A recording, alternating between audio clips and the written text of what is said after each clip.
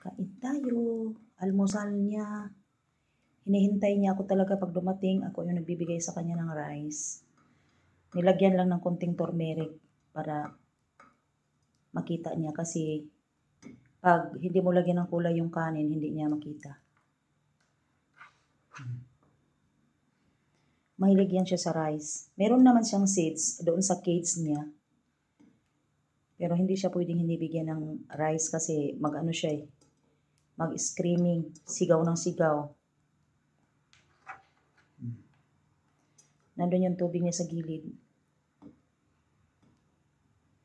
Yan yung aking alaga na sobrang kulit. Pag nagtantrum yan, i-attack niya talaga ako, kahit sino. Hindi naman masakit, pero siyempre magugulat ka. Baka magkamali ba sa mata, ganun. Ikaw na lang ang mag-adjust. Ika nga. Inom ka na ng tubig. Pagdating ko talaga, yan ang ginagawa ko. Bigyan ko siya ng rice. Tapos tubig. Kasi magsigaw talaga ng magsigaw yan. Iko. Pag may tupak naman siya, maliligo siya. Sa gripo, ayan siya. Busog na siya. Ciao!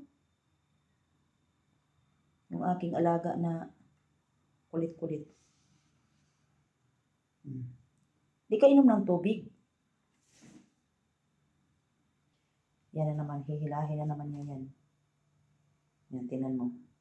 Yan ang pamunas. Hilahin niya yan. Siya ang naghulog niyan.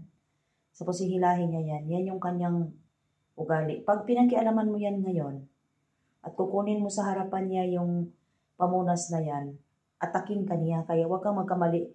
Hayaan mo lang siya. Diba? Yan ang talent ng aming ibon na si Miko.